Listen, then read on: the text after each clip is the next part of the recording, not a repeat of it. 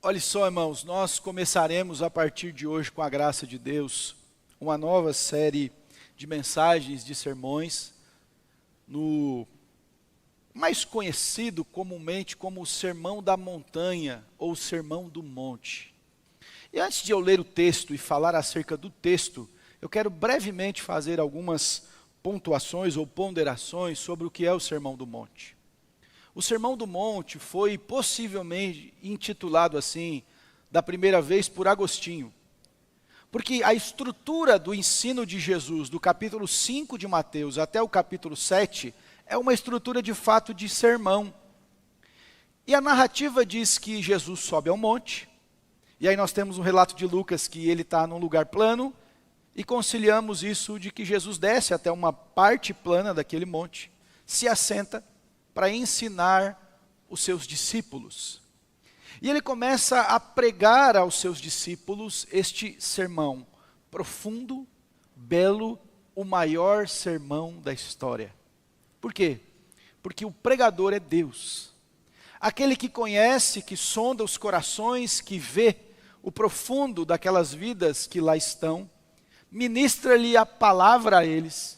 Isto é então conhecido como o Sermão do Monte.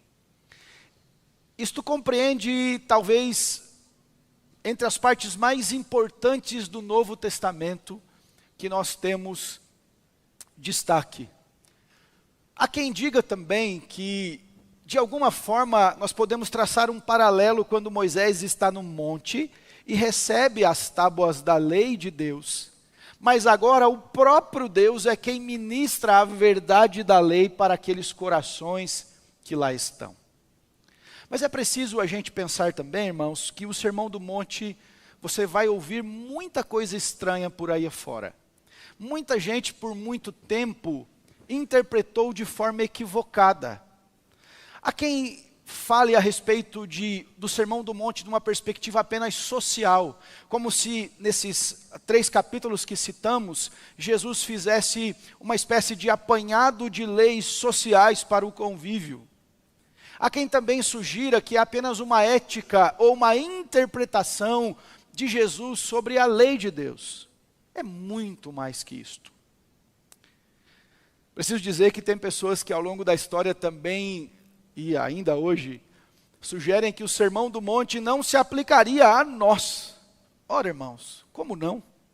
O Sermão do Monte fala de corações endurecidos, de porta estreita, de relacionamentos conjugais, de ouvir a palavra de Deus e praticar. O Sermão do Monte fala sobre os que choram, fala sobre os que têm fome, sede e justiça, fala sobre os pobres de espírito.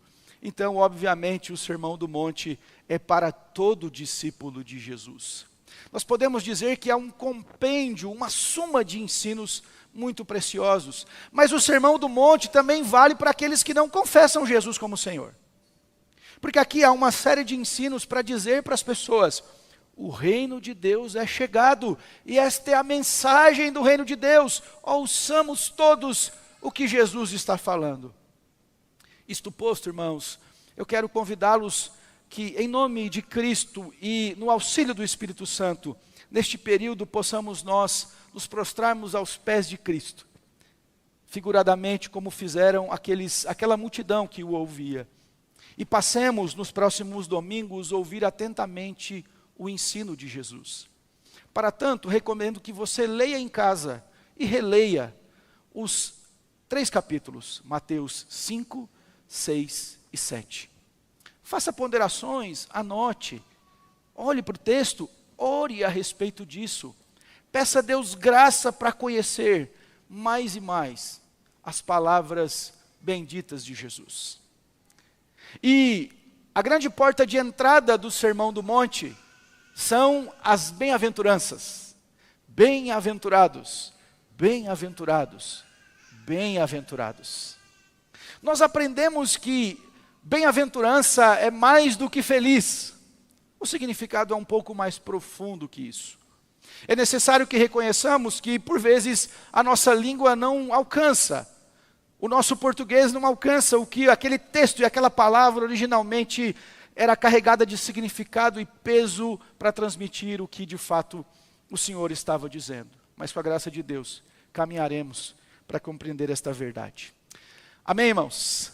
Vamos ler agora o texto, Mateus 5, versículos 1 até o 4. Diz assim a palavra de Deus: Vendo Jesus as multidões, subiu ao monte, e como se assentasse, aproximaram-se os seus discípulos. E ele passou a ensiná-los, dizendo: Bem-aventurados os humildes de espírito. Talvez alguma das traduções dos irmãos possa trazer a seguinte palavra: bem-aventurados os pobres de espírito, porque deles é o reino dos céus. Bem-aventurados os que choram, porque serão consolados. Vamos orar? Pai, a tua palavra, e ela é verdade, a despeito de quem proclamá-la. Ela é inabalável, verdade absoluta e eterna do Senhor. Então, Pai querido, tenha compaixão e comunique a nós uma vez mais. Dá-nos a clareza que vem do Teu Espírito Santo, apesar de mim e apesar de nós. Ilumina a Tua verdade para que compreendamos. Senhor, eis um povo, e o Senhor é bom, e o Senhor alimenta o povo, e o Senhor olha para nós e tem compaixão de nós, porque agora já não somos mais como ovelhas sem pastor. Há aquele que nos guia, e o Senhor é o nosso bom pastor, e em Ti depositamos a nossa confiança. Em nome de Cristo. Amém. O mundo busca a todo custo felicidade. Qualquer um de nós, se for interpelado numa calçada qualquer do centro da cidade, numa pesquisa simples, perguntando: você deseja ser feliz? Prontamente responderemos de forma elementar e óbvia, dizendo: é claro. Todo ser humano quer ser feliz.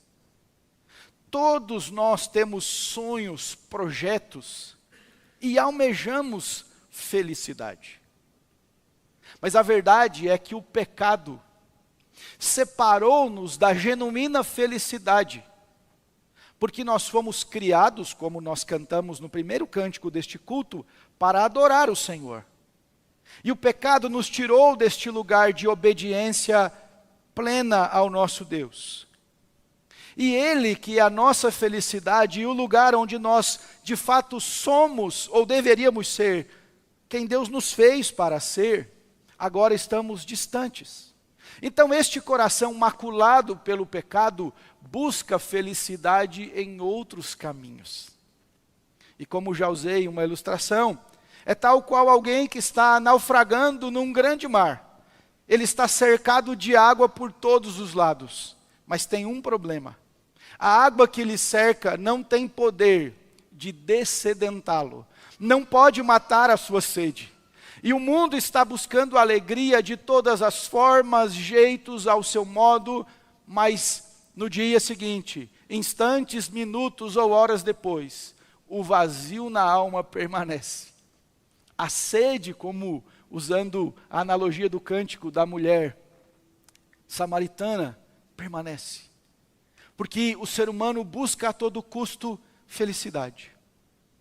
Alguns negociam princípios, vendem a sua alma em busca de serem felizes.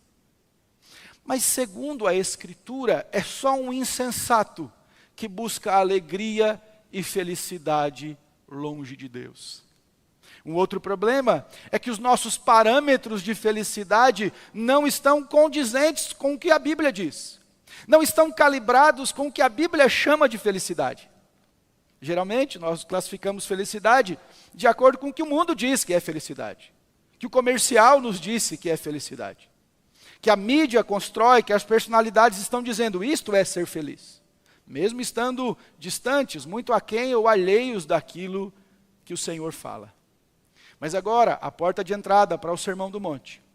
Jesus chama mais do que felizes aqueles que terão ou que têm, por sua graça, essas características que ele diz aqui. É como se Jesus dissesse àquela multidão, e isto ecoasse pelo Espírito Santo de Deus a nós, neste dia, nesta noite. O caminho da felicidade está no evangelho do reino de Deus, no rei deste evangelho, Jesus Cristo, Senhor nosso. Os irmãos vão perceber que esta felicidade pode parecer até um tanto contraditória, quando ele diz que bem-aventurados ou mais do que felizes são os pobres, mais do que felizes são os que choram, mais do que felizes são os mansos no mundo de tanto conflito, mais do que felizes são os que têm fome e sede. Como assim, Senhor? O que o Senhor está nos dizendo aqui? Reparem no texto que para cada bem-aventurança há sempre uma descrição dos bem-aventurados, há também uma aplicação, uma atribuição a esses bem-aventurados, ou seja, bem-aventurados os mansos, bem-aventurados os pobres. E há também sempre uma declaração da razão, uma promessa. Bem-aventurados os pobres ou os humildes, porque deles é o reino dos céus. Bem-aventurados os que choram, porque serão consolados. Meu irmão, Deus está nos lembrando a buscar a verdadeira felicidade nele, em Cristo. E esta felicidade não está limitada a coisas, a realização de sonhos humanos em projetos falíveis. Mas nossa alegria e felicidade é mais do que algo, é alguém, é Cristo Jesus. E ele começa dizendo, e essas duas bem-aventuranças que desejo destacar nesta noite. Veja comigo, versículo 3, vamos juntos?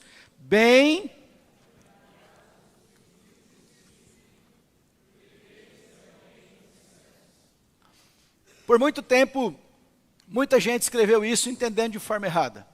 Porque Lucas chama esses humildes, não humildes de espírito, mas apenas de pobres. E há quem pudesse considerar que Jesus está falando que mais do que felizes são os pobres financeiramente. É bem verdade que a maioria das pessoas que estavam ouvindo Jesus eram pessoas pobres, menos abastadas no padrão social daquela época. Mas será que Jesus estaria falando apenas sobre pobreza material? É isso que o Senhor está falando? Não, irmãos. O sentido do texto, e aqui está bem traduzido na ARA, Revista e Atualizada, bem-aventurados os humildes de espírito, os pobres de espírito. Bem-aventurados, mais do que felizes, são aqueles miseráveis em seu espírito. E o que seria isso, meus irmãos? São aqueles que se convenceram da sua pobreza espiritual. São aqueles que reconhecem diante do eterno Deus, tal qual naquela parábola do publicano e do fariseu, que o publicano diz, ó Deus, sê propício a mim, pecador. É como Isaías que viu o Senhor e disse, ai de mim. É como alguém que enxerga o Senhor, é como Davi naquele salmo, depois de ter sido esmagado pela providência de Deus, dizer, ó, o Senhor não despreza um espírito quebrantado. Um coração contrito não o desprezarás, ó Deus. O pobre de espírito não é alguém de condição financeira, de status social rebaixado, mas é alguém que reconhece diante de Deus a sua mazela, a sua necessidade, e que nada ele tem diante daquele que é todo santo. Mais do que feliz, irmãos, são aqueles que estão diante do eterno, reconhecendo que em si nada podem.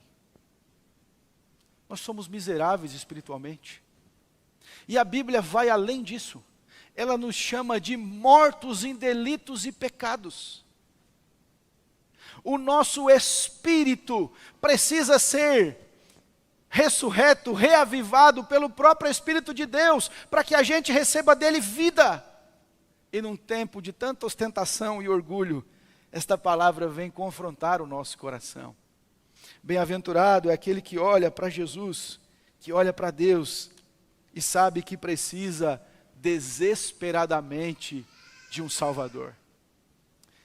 O presbítero Haroldo, enquanto orava aqui, disse, Senhor, esta cruz está vazia, porque o Senhor ressurgiu. E esta cruz, a nossa retaguarda, e a cruz como símbolo da nossa fé, nos lembra que eu e você não podemos nos salvar, que nós não podemos conquistar nada diante de Deus, que nós não podemos garantir um segundo da nossa salvação, ai de nós, se fôssemos deixados à nossa própria sorte. Ó, quão jactanciosos e arrogantes são os homens. Eles acham que podem barganhar com Deus. Mas Jesus olha para aquela multidão e ele começa dizendo, e veja que interessante, todos os ensinos ou tudo que se estenderá após isso, tem como base reconhecer que nós somos pobres e miseráveis no nosso espírito. Quero fazer 3 destaques aqui para terminar este ponto. O primeiro é que o Evangelho de Jesus vem para o pobre de espírito, que sabe que nada possui. O Senhor não é um aditivo à nossa vida. O Senhor Jesus não se torna um benfeitor em nossa caminhada. Ele não é um conselheiro meramente. Ele não é um coach que nos dá dicas de como romper e destravar algumas coisas em nossa cabeça.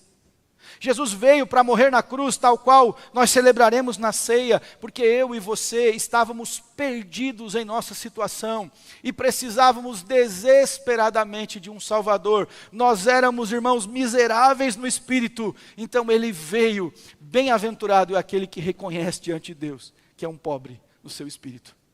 Bem-aventurado. Os pobres de espírito recorrem àqueles ou àquele que pode os fazer abundar no reino de Deus. Nós somos pobres, miseráveis, então busquemos aquele que é o dono deste reino. Bem-aventurados que são pobres, mas esses que são pobres de espírito humildes, eles receberão o reino de Deus. Mas aquele arrogante, que diz em seu coração, ah, Senhor, olha para mim como sou religioso, jejuo, ah, Senhor, eu dou as minhas ofertas, eu venho à igreja, eu faço as coisas como a lei diz que tem de fazer. E aí, de canto de olho, estou parafraseando a parábola de Jesus, ele olha para o outro que está orando e diz, eu não sou como este. Jesus diz que mais bem-aventurado é o que reconhece a sua pobreza de espírito, do que aquele que arroga algo que ele não possui. Ninguém estará no reino de Deus dizendo, cheguei aqui porque mereci. Cheguei aqui porque conquistei. Irmão, não seja insensato. Você não pode pagar uma centelha da obra que o Senhor fez por você.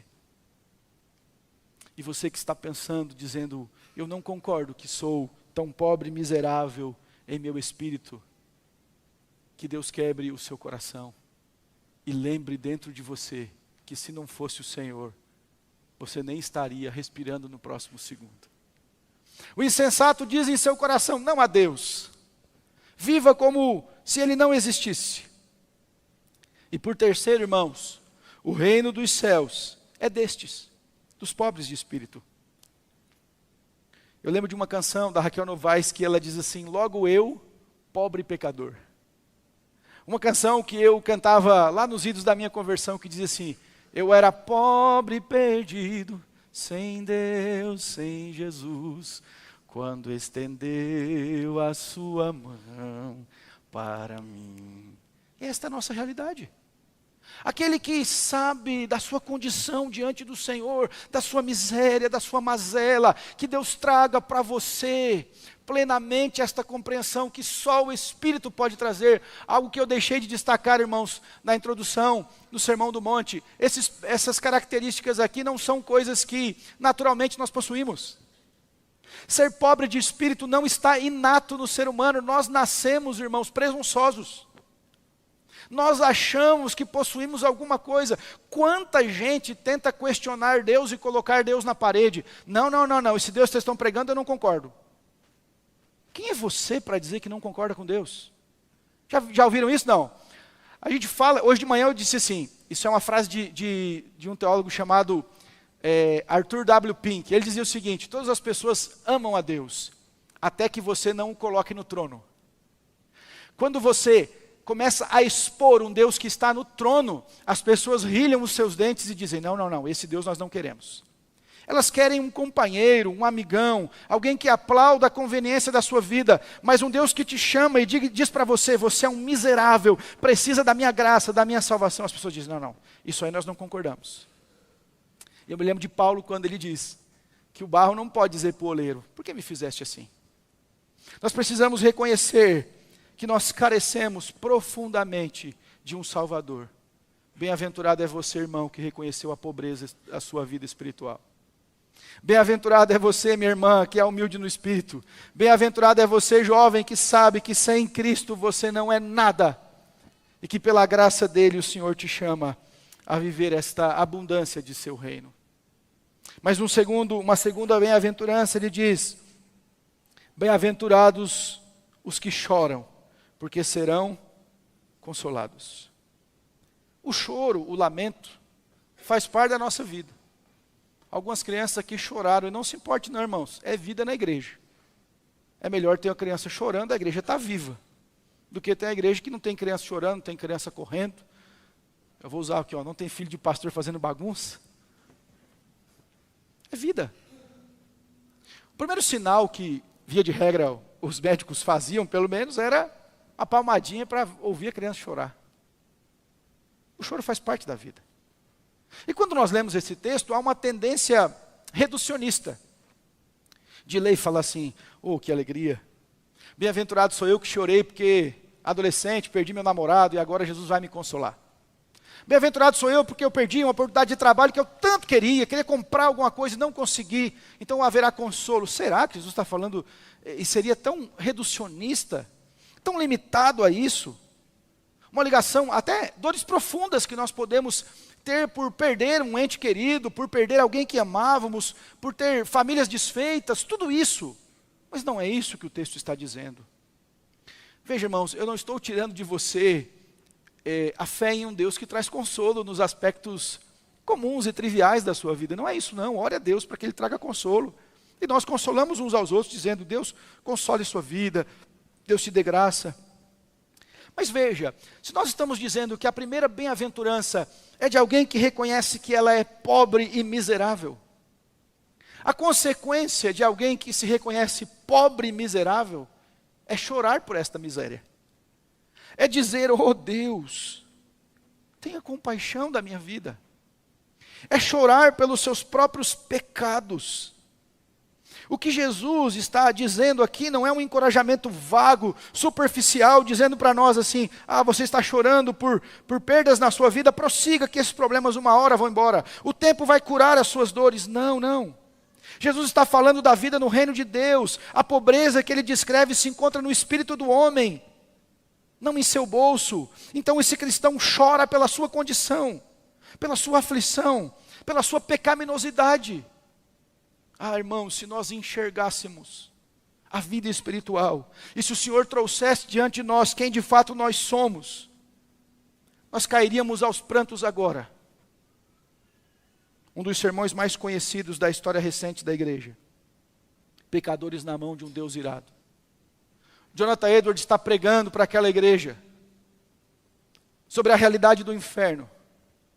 E Deus visitou aquela congregação com tanta graça, que a história conta que os irmãos se apegavam no banco, porque tinham a sensação que estavam sendo sugados para o inferno.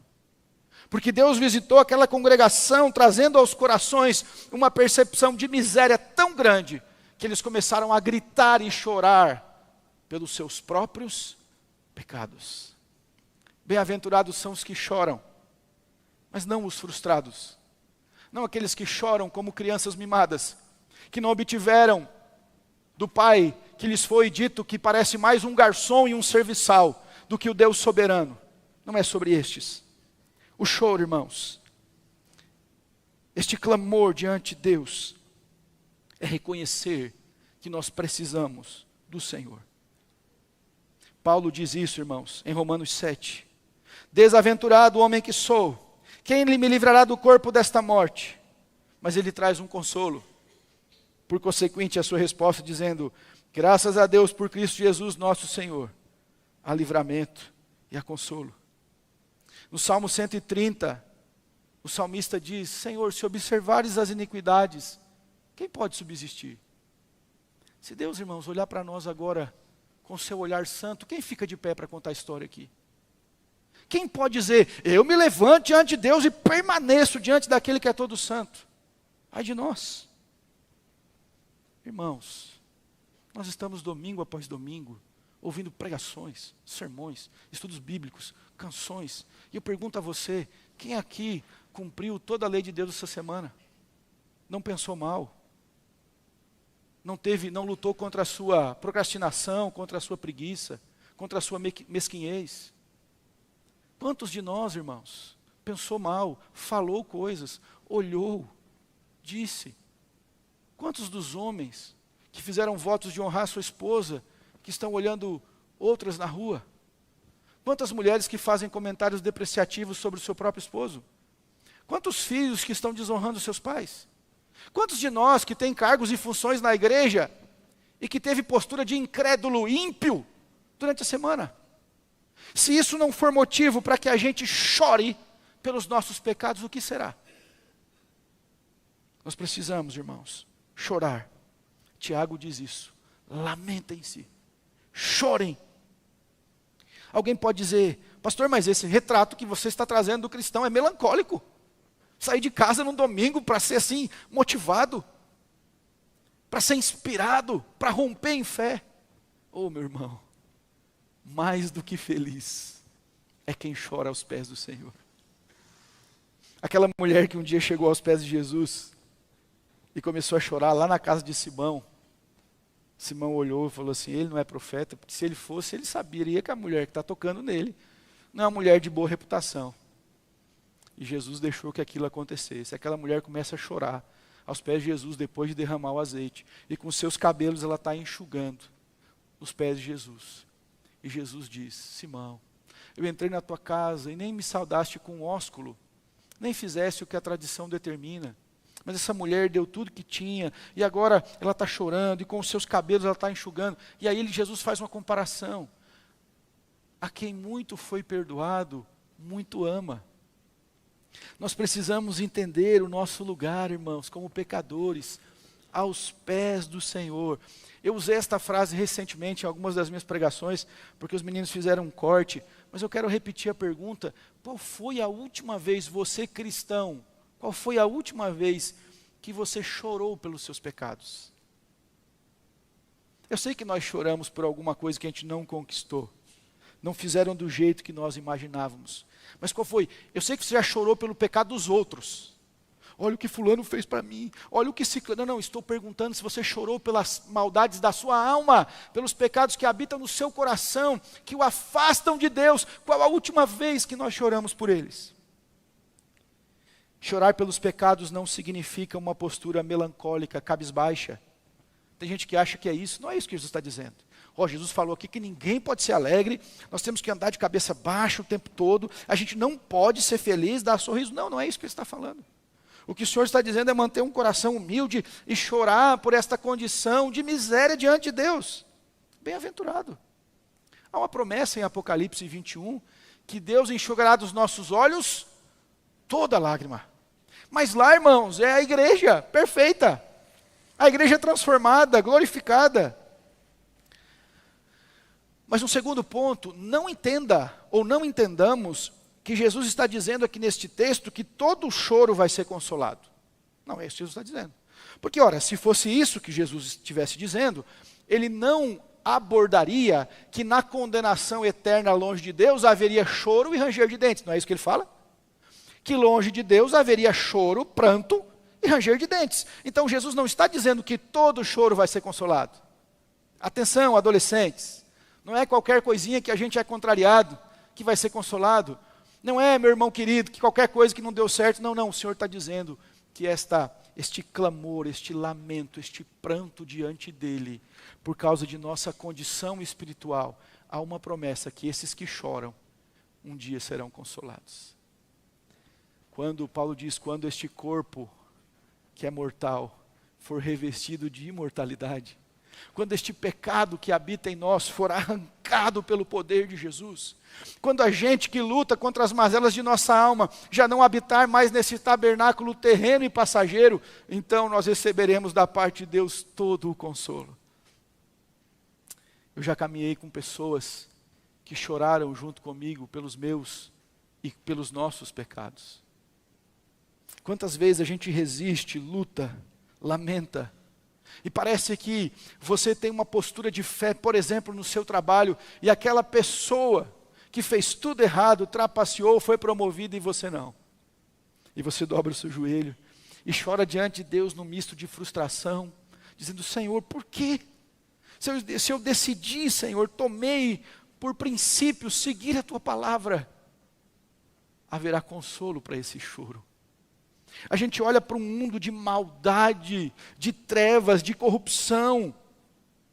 E infelizmente nosso país tem sido referência no mundo de impunidade. E nós olhamos e dizemos: até quando, Senhor? Até quando, Senhor? Não é só nosso isso. Abacuque fez. Asaf fez. Outros homens e mulheres de Deus fizeram este questionamento. Mas a resposta de Deus vem: Ele é soberano.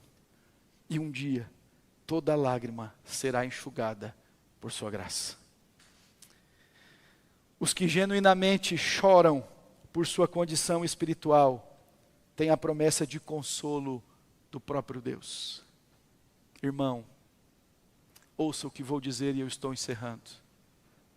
Lágrimas de quebrantamento serão transformadas em risos de alegria, mas sorrisos de escárnio serão transformados em ranger de dentes. Se você chora diante de Deus por sua condição, creia que um dia nós riremos eternamente em júbilo. Mas se alguém ri das coisas de Deus, escarnecendo, a Bíblia diz: ai destes. Bem-aventurados são os que choram. Bem-aventurados são os que choram, porque eles receberão consolo. Busquemos na palavra de Deus a obediência, o cumprimento, aquilo que Jesus nos ensinou. Vamos juntos, irmãos, ler os versículos 3 e 4, e em seguida nós vamos orar. Bem-aventurados os humildes de espírito, porque deles é o reino dos céus. Bem-aventurados os que choram, porque serão consolados. Obrigado, Deus, pela Tua palavra. E nos ensina a Tua verdade. Nos ajude, Pai querido, para que a compreendamos. Traga à nossa compreensão, ao nosso senso, a miséria da nossa alma e o quanto nós precisamos de um Salvador. Oh Senhor, Tu não rejeitas aquele que diante de Ti se quebranta, mas nós também confessamos que esse quebrantamento só pode vir do Teu Espírito. O homem natural não pode por si mesmo se tornar alguém que reconhece a sua miséria. Não pode se tornar um humilde de espírito se o Teu nome, se Tua graça, se o Teu Espírito Santo não o visitar.